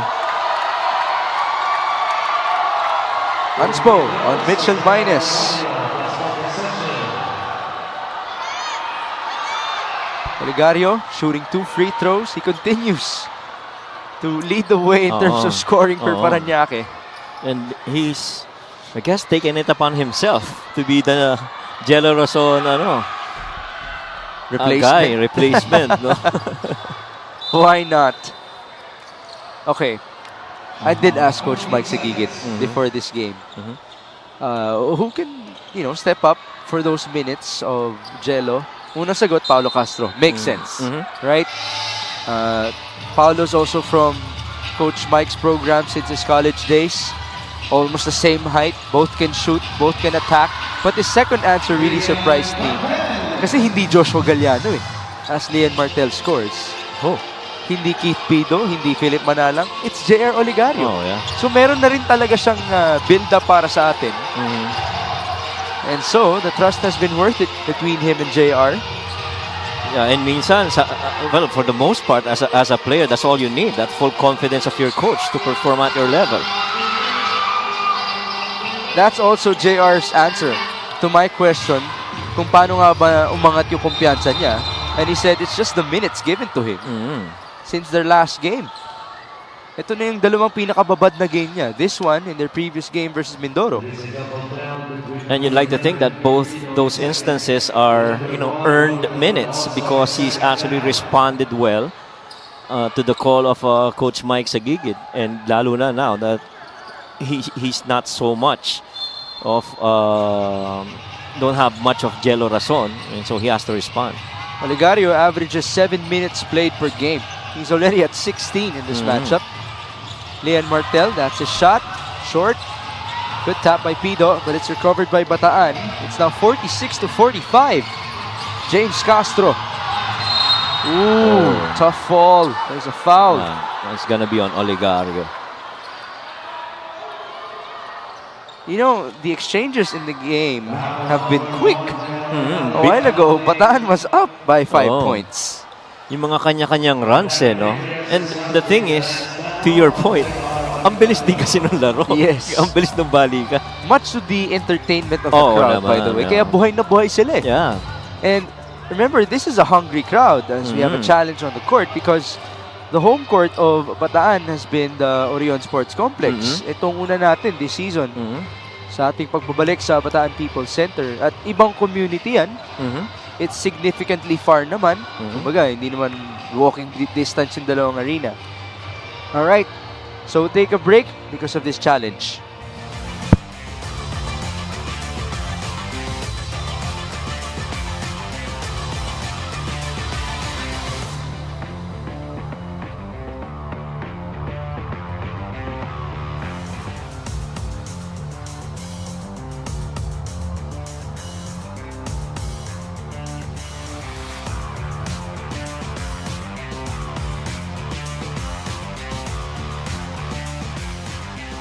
Upon review, the challenge was unsuccessful.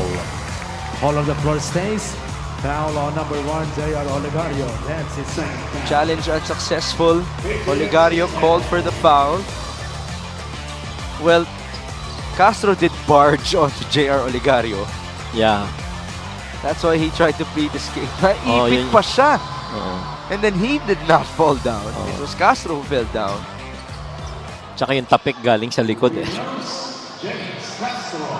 The Astro Boy is at the stripe. He did tell me that this season has been a season of a tryout of some sort for his teammates. Kumbaga parang nabibigyan ng exposure yung mga bata. So nakikita nila yung mga may potential in the long run who could stay for Bataan.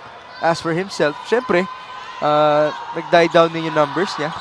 But there will still be that perseverance for him to raise it up again to all-star level. Yun naman talaga ang gagawin mo. Lalo na you have, I guess, that confidence in you that if you can still play, then why not? But at least he has that recognition of letting the youngsters play. Agree. That's part of it too. What a pass. Ramirez to Darang. Tough miss for Robbie Darang, who might have hurt himself as well. Numbers for Parañaque. Oligario for 3. Oh, wow. My goodness. He has 16 points in this game. And Oligario, by the way, has been very efficient from downtown. He's 4 out of 5. Yep. And those are pretty good looks for Olegario. As you see here, a view of Robbie Darang hit his head. Oh, he had to go full force to the rim because Lian Martel was trying to chase him down. Full speed ahead eh. Let's hope na walang malaking bukol si Robbie Darang. Hindi kaya, that it would not need a concussion protocol for him. Let's see that sequence. No foul. Yep. Diretso lang siya. Tumama siya sa tuhod ng cameraman. Tumama sa tuhod. Hindi naman natin pwede tawagan ng foul yung cameraman natin. Oo. So Robbie Darang will just have to recover. Yeah. I hope he's okay. And he's been really trying to catch a rhythm within this game. Lalo na, you're playing in front of the home crowd. And the good thing is their other point guard is playing well, Adrian Ramirez. Yeah. Ramirez has 4 points, 2 rebounds, and 8 assists in 19 minutes of play.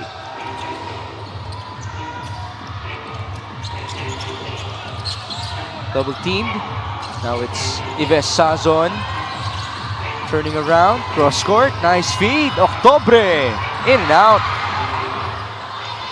It's 49-45. But you're gonna live with that miss kasi yun talaga ang tira ni Rafi. Swing pass and a rise up for a jumper. JP Sarao. On to Lian Martel. Man down, it's Keith Pido. Olegario misfiring. Rafi's on the move. Octobre. Nice feed.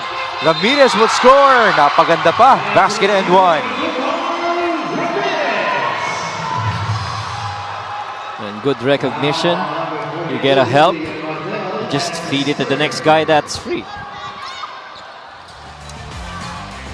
Yeah, right there. You see this move by Rafi. So that guy was free underneath, and Ramirez just obliges with that basket. Adrian will look to continue at the line. Just missing. He has 6 points. Jump ball in favor of Bataan. Free throw shooting is now 6 out of 16 for the Risers. Looking like the free throw shooting of Binyan and Rizal a while ago. Kanina, right. Again, hindi po mabait ang mga ring dito sa Bataan People's Center. Matigas talaga. Octobre. Back to his inbounder. Ramirez. Off to the right. Nice rebound. No full control though. And here's J.R. Olegario. The Kyrie Irving of Parañaque turning around. He goes to his trailer. Castro for 3. Too strong. How about these players just flying about? Ooh, And there was some extra motion. Will there be another review? Natamaan ni Lian Martel si Adrian Ramirez. I'm not sure if it was intentional though. Because it looked like he was trying to turn the side of the bench. Let's see. Oh yeah, that's tough. Yeah. It was the neck of Ramirez that got hit. I'm not sure as to how heavy the hit was. Pero then again, ito na naman tayo sa above the shoulder rule. Tsaka feeling ko parang lumingon lang siya dun sa kabila eh. And it just so happened that Ramirez was there underneath. Again, it's going to be a referee's decision. Yes. All right, they've arrived with a conclusion. Referee Julius Tiquio is now speaking with Miguel Pere as he was able to work well with Michael Kinay and Jason Mabandos. Also Jonathan Kanda at the sideline. It is a double warning between number 42, Lian Martel, and number 39, Jabil Gabawan, both for second motion. That's it. Just double warning.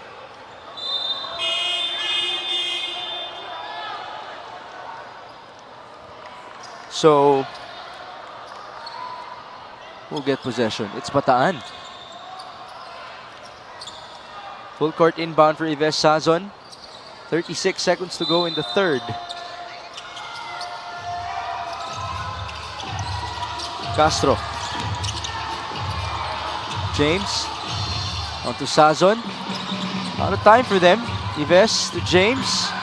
Castro, drive and kick once more. Almost a turnover. It is completed. Olegario on the move. Olegario is blocked. And was that off of him?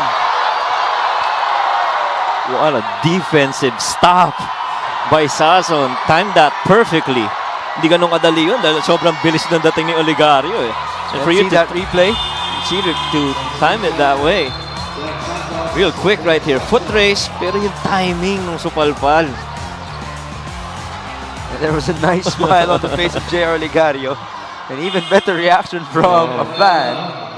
And tell you what, Olegario's been so good, he's got more minutes than Philip on the floor. Well, Philip is also under the weather. Kumbaga, That's one thing too. the stars aligned for J.R. Olegario. 49-47, 12 seconds before the end of the third. Manalang working with Martel. Switch. 6 seconds. Philip. Galliano now. Josh needs to fire. There it is. That's good for Josh Galliano to beat the buzzer. And that's why he's there. He's a legit closer for Coach Mike Sagigit. Clock winding down. You need somebody to create. Look at this. That defense did not allow that pass to the corner to Philip, but he was able to extricate, rise, and make that basket. Was that a patient pivot? Well, you could say that. That's a patient pivot right there. Okay. He used that other foot before he elevated. And so, Parañaque is up 51-47 after our third quarter. This score is brought to you by GameX. GameX Sports, the official online basketball lending partner of the MPBL. Basta ending, GameX.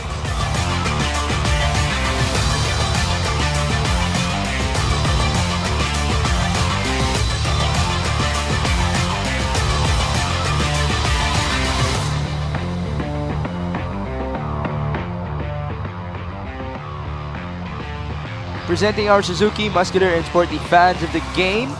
That's Miss Shai Evangelista, and a friend of hers at the sideline. Just like the Avenus, do more and achieve more with the muscular and sporty scooter from Suzuki. The Avenus, oras na para magmotor. Miss Shai, by the way, is the assistant team manager of the Bataan Risers.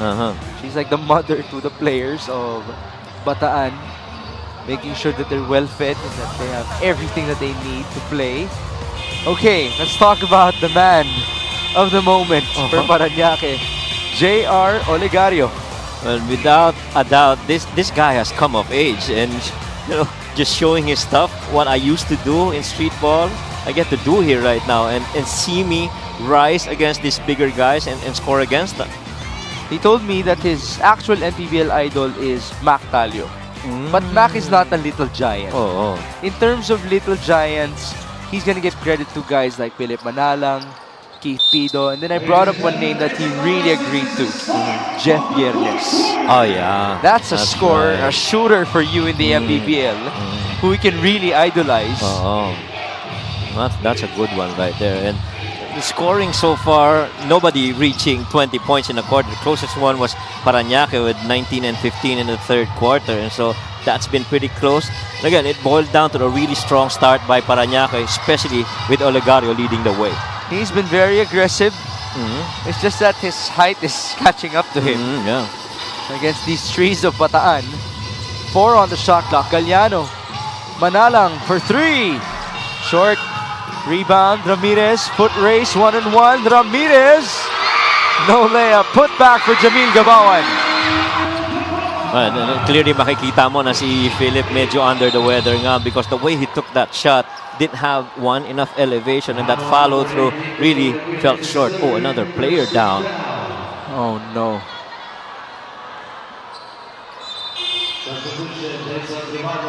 Remember, Jamil Gabawan tore his ACL in the North Division Finals back in Season 2 when he was with the San Juan Knights.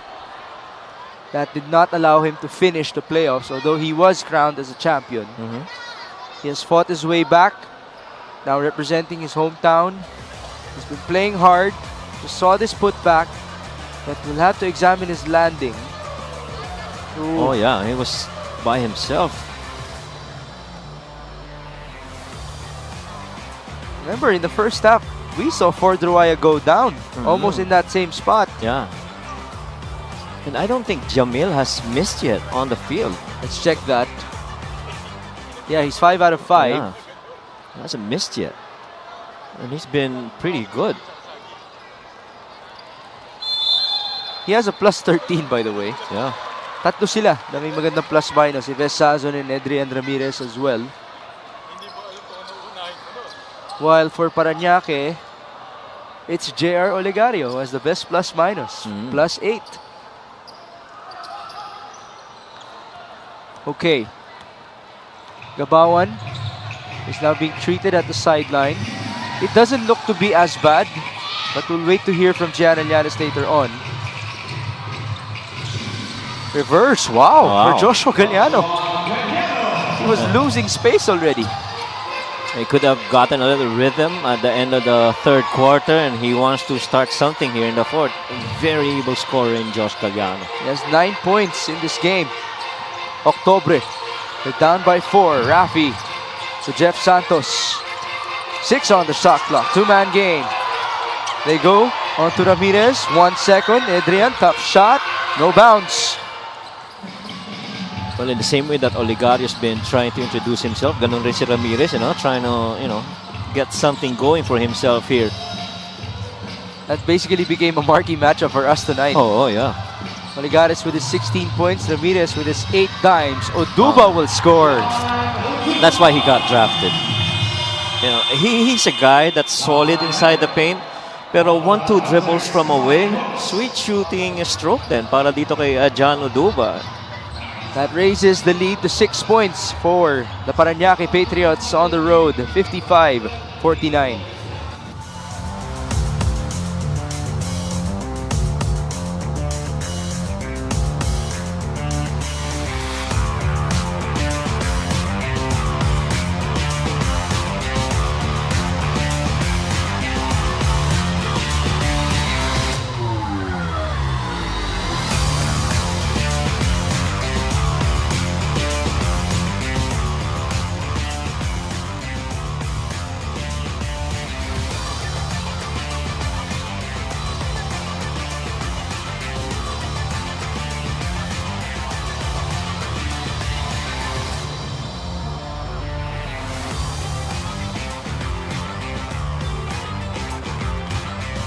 This is our actual player matchup for tonight. John Oduba versus Rafi Octobre. Oduba has gotten the better of Rafi, even though he has played less minutes, Coach Mike.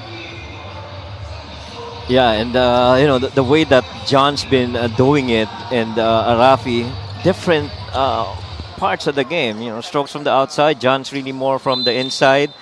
And they've just been a big man combo na napakagandang tingnan dito sa game na ito.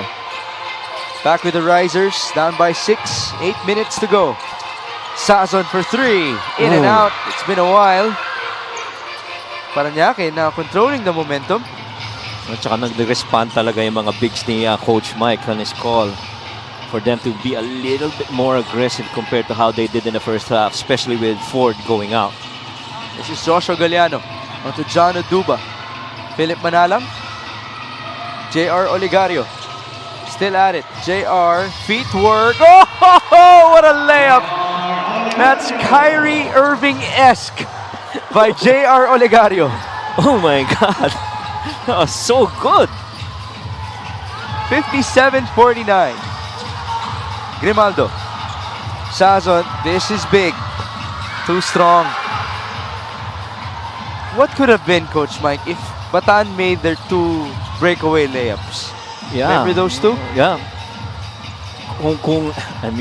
Ibang klase rin tong larong to. The 2 missed layups, by the way, were by Robbie Darang and Adrian Ramirez, as now Olegario will take a well-deserved breather. This would be his first rest in the second half. How about that feet work? Look at that Hesi. Sabi nila walang fadeaway layup, pero yung mukhang fadeaway layup ang dating, if you talk about patient pivot, that's a super patient pivot. Olegario has 18 points now. Check that, 16. No. You gotta update the stats. He should have 18 at this point. Pero yung dalawang... Ayan na, confirmed na production team natin. Thank you, guys. Pero yung dalawang missed na layup na yon could be momentum swingers to your point, Migs, no? For Bataan. 6.5 minutes. Bataan needs an answer. Sazon, tough pull-up, but that's his shot.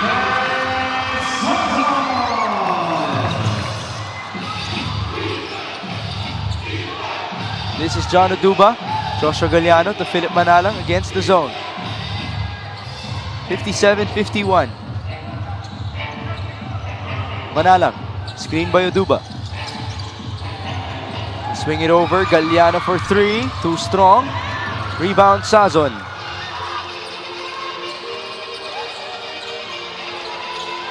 Two-possession game.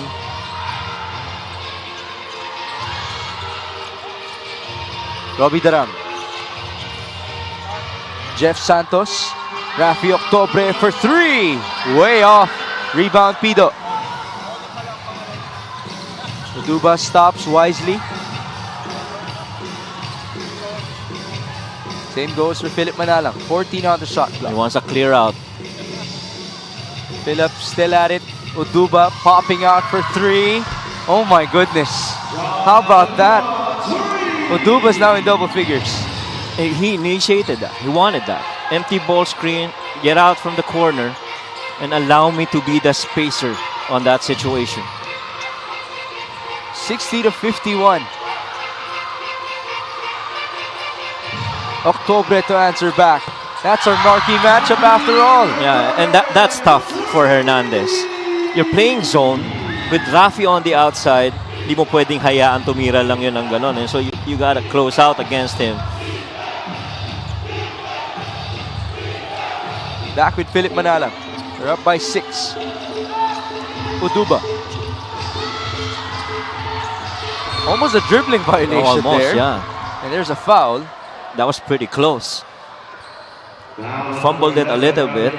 Good enough to be able to recover. No whistles blown. And you know, just slipped that screen once that corner got empty. And you do that against the shooters, and this time around, sa kabila naman, Rafi Octubre knocking down that return pass on the top. And kailangan talaga lumabas si Hernandez down out of that island because Rafi's really good from outside. This free throw is brought to you by Extreme Appliances, ang subok at kumpletong appliance brand ng Pilipinas. Can Oduba make it 2 for 2? The answer is yes. John Oduba now has 15 points and 9 rebounds. Almost a double-double for him. The biggest lead was 9 just a while ago. Jeff Santos. Jason Grimaldo. Ives Sazon, a 3. Nope. Great effort on the glass. Rafi is fouled. 2 free throws. Yeah, kaya napilitan si Coach Mike na ilabas na muna si Hernandez and let John Oduba be the one to cover against Rafi Octubre because John can actually close out longer because he's more mobile than that of Big Boy Hernandez. Kaya nagkaroon ng substitution here.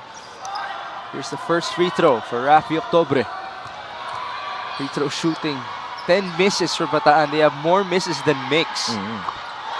First one is good. Nakapag-appear pa kay Philip. Wala siyang teammate. Nakahadil sila sa half court. Wala nang planong bumax out. Itong Bataan Risers. Will they pressure?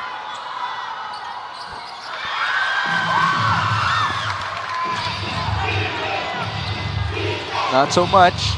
Philip Manalang will bring the ball down. 62-56. 4 minutes and change. Manalang. JP Sarao against Jason Grimaldo. Pass inside. Nice seal by Joshua Galliano.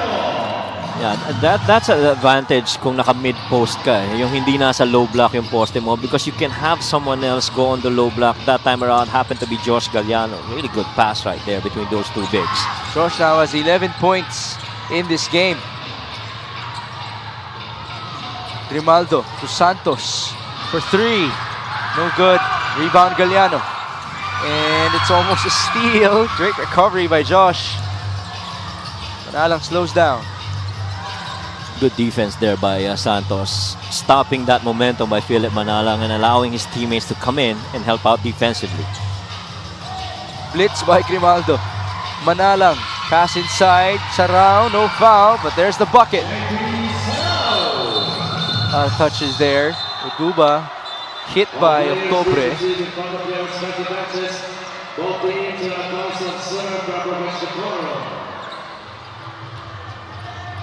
This day hasn't been short of physicality. Yes. And Oduba got hit on the face. See that again. First, there's the feed by Philip Manalang. It wasn't the smoothest of deliveries, but JP Sara will take those 2 points. At yun na. Oh yeah, that's a headbutt right there. And there was a little conversation between those two. Sure look from that vantage point. Our referees have been tested and they will continue to be tested by our players. Oduba still on the ground. Both guys have actually been playing really good in this game. John and Octobre. Well, if you see yourself as a part of the marquee matchup, there at the LED screen, medyo hindi ka pa naman ma-motivate. Kind of like what happened to KG in that game. For those of you who missed it, Binyan trailed for 47 minutes and 58 seconds. Yeah. And then, KG Canaleta just drained the game-winning jumper to reach 30 points, his career high in the MPBL. On the day when we were also talking about him, if he can still reach 30 points. And there you go. The first lead of Binyan came at the 48th minute. Tsaka, mabilis rin talaga sumagot si KG. Nung tinanong mo, sumagot ka agad sa game. Why not? Kaya ba 30? Ito yung pan-30 natin, game winner mix. That was such a heartbreaking loss for Rizal, by the way. Yeah, that's right. Okay, our referees have made their decision.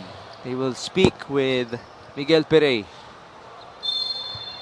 Upon review, unsportsmanlike foul on number 11, Rafi Octobre. Wow. It's on Rafi. And he's done. Well, that's the tough part. Okay, another look. May bigayan na dun pa lang. May headbutt. Yeah. Ay, nahuli mo nga. Yeah. Yung headbutt.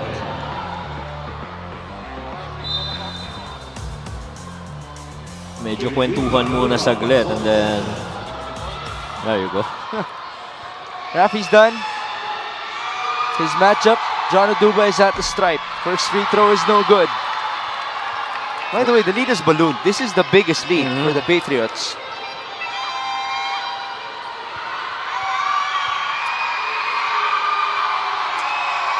The second one is good.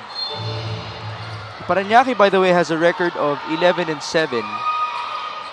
Coach Mike Sagigit told me that even though they've had some losses lineup-wise this season, nasa puso na ng mga player na gusto nila na mag-playoffs. Ito na yung golden opportunity nila. Maganda na yung kanilang simula.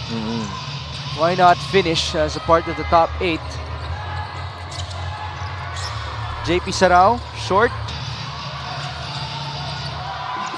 Tsaka yun naman ang gusto ng bawat teams at least to get to that number 8, lalo na if you're on the bottom part. But, you're gonna go up against 1 or 2. Yun ang mahirap.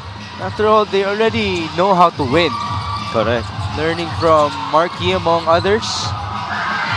By the way, Marquis will be the next foe of Parañaque. Yeah, The Abra Weavers will travel to Olivares next week. I'm telling you that place is gonna be packed. Yes. When that game happens.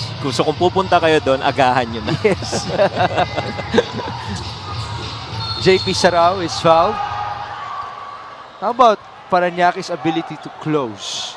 Coach Mike, it's been well on display.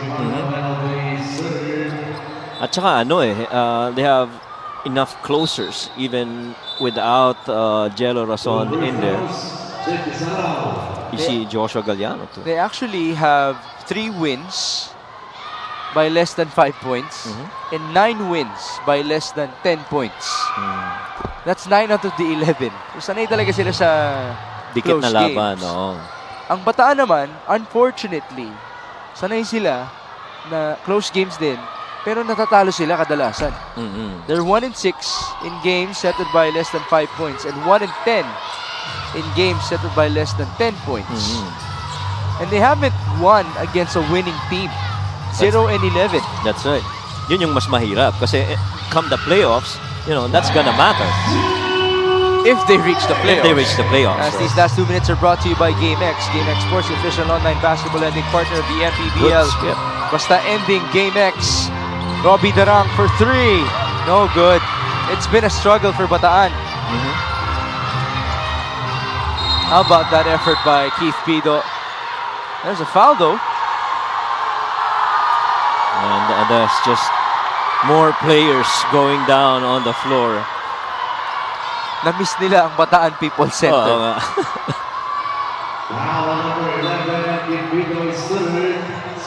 Talagang na-miss. Let's see that sequence. It's a foul on Pido. Ayun, yung ting hawak. Actually, hindi lang onti eh. Alright, Pido will have to play defense again. I wonder if we're still gonna see J.R. Olegario, by the way. Oh yeah, he's been on the bench for quite a while.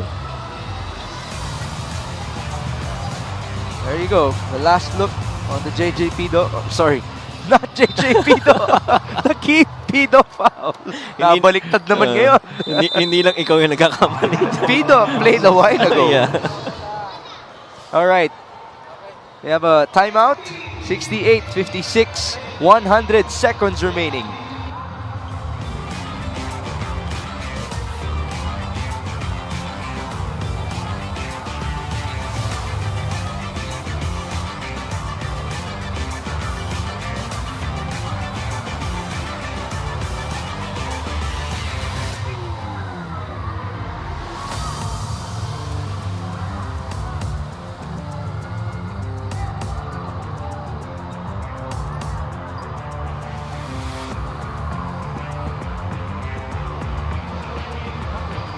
Is this your friend, Coach Mike?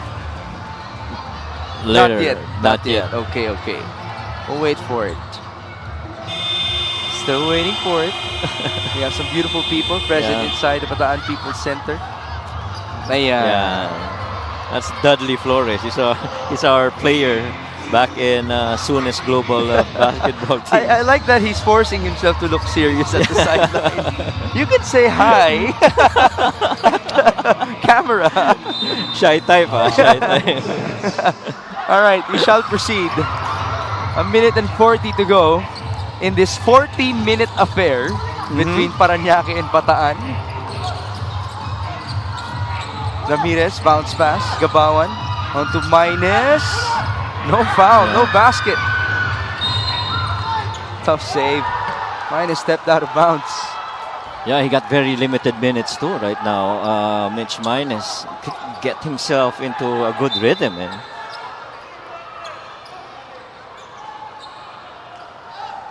Oh, we have a review. There's gonna be another review here. At dahil dyan, shoutout na natin si Bossing. Oo. Boss Del Tupas. Magandang gabi sa inyo, sir. 40 na raw, sabi ni Mix. sa kanood ko ng NBA, mali pa yung breakdown ko ng minuto ng Binyan at Rizal. So, Rizal led by 39 minutes. Yes. And 58 seconds. Ayun po. Doon pala yun kanina, tama. Doon nga galing yun. 80 seconds to go. Keith Pido against Ives Sazon. Keith using the screen by JP Sarao. And there's a foul. It's on Jamil Gabawan. Oh, no. You don't need this anymore.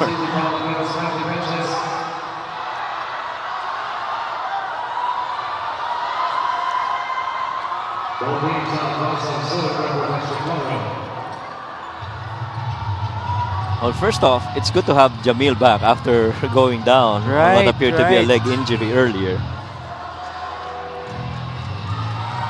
But I guess frustration mounts as, you know, this is an impending loss to the Patriots in home floor. The Risers. The Risers, right. Jamil admitting to the foul. Let's see it.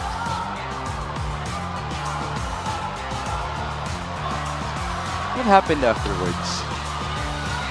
Medyo may kwentuhan na rin ulit at merong konting kiskisan. Nagtanungan sila. Namiss mo ba ang Bataan People Center? Nalamigan ka ba sa Bataan People Center? Medyo malamig eh. By the way, big shout out to the people of Bataan. It's nice to be back in the OG home of the Risers. Right. But big shout out as well to those in charge at the Orion Sports Complex. Thank you for allowing the MPBL to hold its games there. 70-56. Parañaque just kept on building its advantage in these last minutes. Sazon, that was a tough catch. And this is done. Yeah. And much as we harped about how the big men have actually responded to Coach Mike Sagigit's call to be more forceful in the absence of Ford Roaya, it's the little guy that actually started things off in the third quarter for them. JP Sarao making a three-pointer. Wow. Who would have thought that the lead would still balloon to 17? This was a pull away. Oh, that was pretty close for the most part, diba? Run one side, answer the other way. And I'd like to go back to those two missed layups. What could have been if Bataan made them? First quarter pa lang, maganda na yung tinatakbo nila. Yes. Momentum swingers yung dalawang yun eh. But we have to give it to Coach Mike Sagigit as well for having the right formula, neutralizing the Risers. At saka those shots got missed because dinipensahan din eh. Diba? Yeah.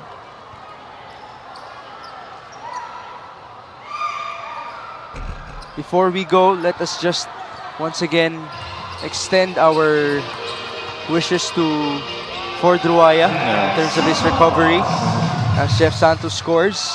Good luck to Jello Razon for whatever he's doing right now.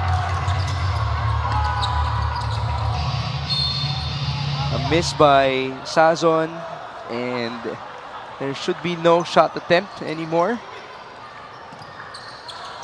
So the Parañaque Patriots will move up to 12 wins and 7 losses. That's back-to-back victories before they head back home to take on Mark Yee and the rest of the Abra Weavers.